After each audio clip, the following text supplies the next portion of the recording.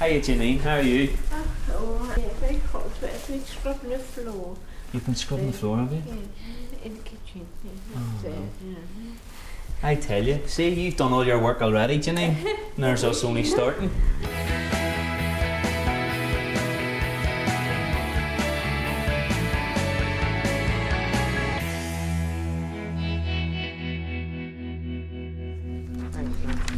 Ladies and gentlemen, we're all sat round the big table today because we're all historians.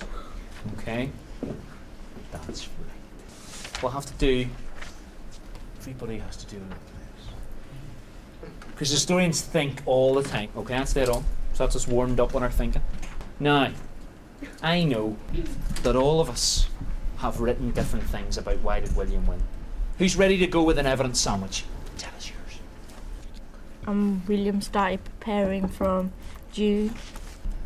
Why is that going to help him win? They're going to be strong. Brilliant.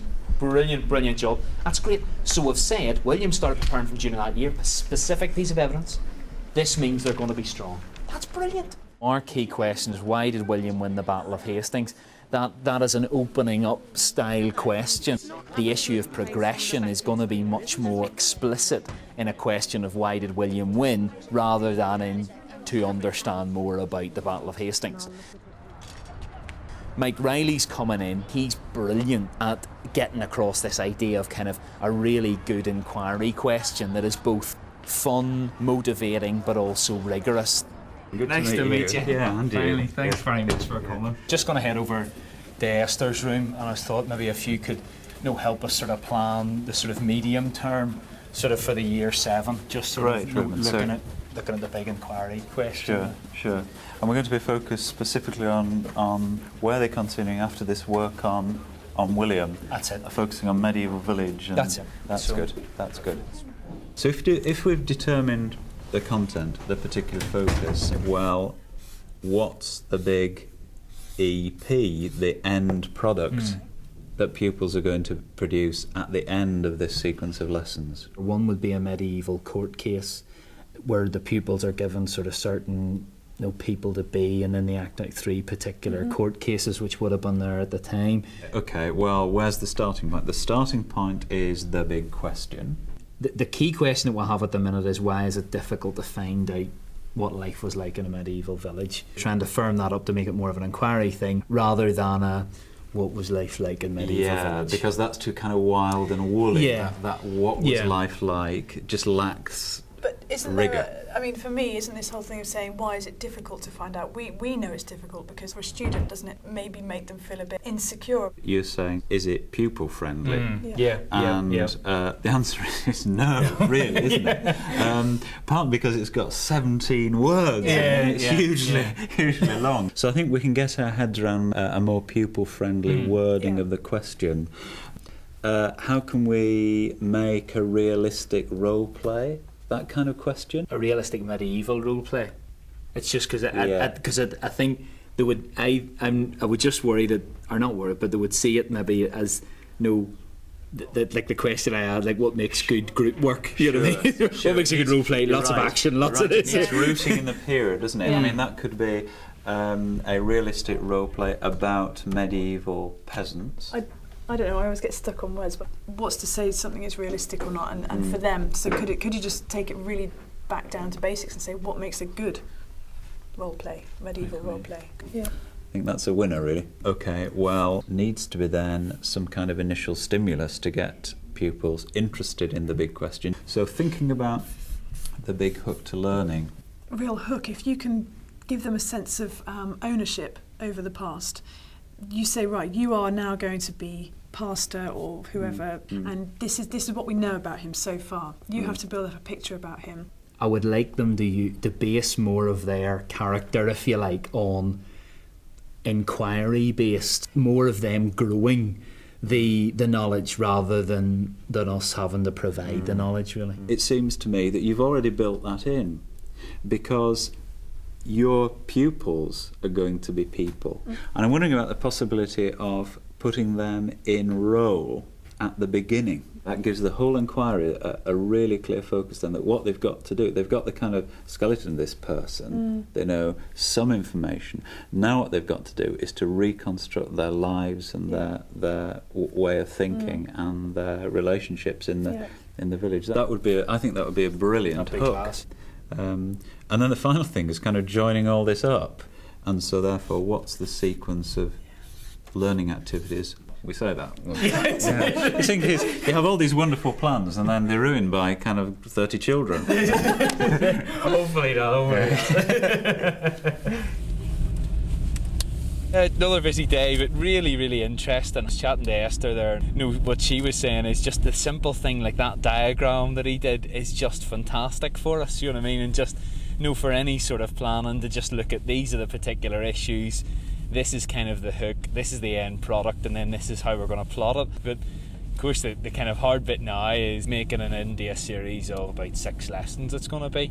I really kind of hope we do them justice now. Well, this is the first lesson. I'm just sort of cutting out the character cards, and I've kind of tried to have a look at maybe who would be good at certain parts and different things and who could kind of maybe offer more. And sometimes you give the gifted and talented ones the kind of know the lord and lady type roles and whatever. And I've actually decided not to do that, because I think in some ways the more difficult roles are the people that are in the middle. Often the people that are at the top or the people that are at the bottom in any sort of structure. Perhaps they are the more straightforward ones. What I'm going to do is give out each of these characters. Okay. So, Babar, there you go. Okay. Now I want you to read who you are very carefully. Okay. Chaitanya. Iftin. Jordan.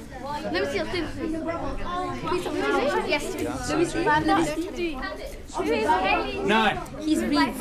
Okay. A villain. How long? I want to be with you. Who's a villain? There's loads of villains. Oh no. Oof. There's something we need to say first. Does it say villain? Villain. Villain. So it's not a villain, it's a villain. Oh. Villain means that you live in a village. That's exactly it. You're a steward. Oh, we'll have to find out. There was some other questions here. Right, what's a bailiff? Good question. Okay. Lots of people going like, is he rich? Eh? People asking about what job they do. This is what we'll have to find out. Okay. In the lesson today, we got given a thingy and we got to find out about them. And I'm a priest, and Sir said a priest would be different from now than then. You've got to research on that for homework. You've got to research in your role, we've been given jobs as well. So I'm a Reeve, and I don't quite know what that is. Go to some history books and maybe some stuff on the internet. Mike Riley says, well, why not give them their kind of parts, if you like, in the first lesson? So it did it on Tuesday, and it was just give out the parts. It was like, here, I'm married to you, I'm married to you. And it was like, and it just always go, everybody calm down now, please. So for how many lessons then are they, well, when is it that they're going to be actually doing the call? They're going to do, it's going to be like, they have the 4 lessons now. Right. Before they do the course, they did 1 lesson sort of in the house type thing, then the next sort of series of lessons is going to be them at work type thing, so it's going to be using those sources, like those literal Psalter sources and stuff. But it makes sense to get the character roles first, doesn't it? Yeah. Because then they can reflect upon that character throughout the scheme of work. See, this is the thing. Does the focus not change? Because I guess that the kids are just focusing on their own individual part rather than a more overall understanding of all the different parts. What I got them to do in the first kind of lesson was that they had to go down the village and meet other people, and kind of find out about different people, and the fact that everybody wasn't the same, and the fact that some families were different. And that was good, But again, they all see like villain. So they're just saying I'm a gangster. Exactly, they're all thinking I'm a gangster. I think they were all a bit disappointed that they weren't gangsters. Yeah. And now Adam is a villain. Does anybody know what a villain is? Normal person in the village. Okay. Are they allowed to leave the village? No, they're not. You've obviously done your homework. They're uneducated. Okay, absolutely right. But there are certain people in this room who are allowed to leave the village. Anybody know? He's a free man. What does a free man mean? Yeah? He's not a slave, or he's not owned by anyone. So He's not owned by anyone, and he can leave the village. You're the priest, aren't you? Do you think the church was important in medieval times? Yeah. Why? Because in some stories it said it was very religious. Okay, yeah, go ahead. Well, I got my information from. It says the priest was just like an ordinary person. Yeah, no, he was an ordinary person, you're absolutely right. But yet he would have been seen as more important. Because what could he do that other people couldn't? Read and write. He could read and write, okay. So under the title, Working in a Medieval Village, it says, things I can see, things I can infer from what I can see in the picture, and then how will this help me with my character? Okay. Just wanted to go through with you just a couple of these. Have we any ideas? Go ahead. Is it hay? It's hay. They've gathered it into a thing called a sheaf, and then they're collecting it all together. So when do you think, what time of year do you think it is? Do you collect all that? What were you saying? Yeah. Autumn, because at harvest time, that's when you collect these things. Now, does it say here, harvest? No. We can infer that it might be harvest time. This year 7 group are doing kind of, you know, what they'd have worked as in sort of medieval times and stuff. So. And is that very different from what you would have done before? It's not that much different. I just think the big thing is that it's a wee bit more focused, and it's more, each of the lessons are linked together more than perhaps they would have been before. So it's more a kind of like a cohesive kind of thing, which is really good for them and for me as well, because there's quite a bit of a story going through it. Stuart, can you come out, please? The priest, could you come out, please? Okay. So, Stuart, take it away. Case 1, the miller is accused of grinding bone into the flour. The miller, please stand up. Are there any witnesses for this? So what do you think? Do you think he did it? Yeah. Yeah? Why? Why do you say that? Because when I bought the bread, there was lumps of white stuff inside there. There was lumps in it, okay. It's not. Where would he find the bone? Well, I wouldn't be digging in a graveyard. Father, did you hear that? You might not have got the bones from my graveyard, but you might have gone out the village and got the bones. I've been doing this job for 10 years and it's been throughout my family. Why would I start now putting bone in my bread? Maybe he feels that I've recently been watching him a bit too much, so maybe he wanted revenge on the village. Stuart, I think we've got to make a decision. Would the jury please decide if the miller is guilty or not? The jury has decided he is guilty. He should be fined 7 ducats. Long old day. No, went okay, but I think what was really useful is very different from before, where we gave each of the pupils the characters at the very, very start. Is brilliant because it really kind of focuses them on what they need to know for their character. I think the only thing that I'd put in from my perspective, I think we needed just a little bit more time sort of thinking about what we might say and how we might say it.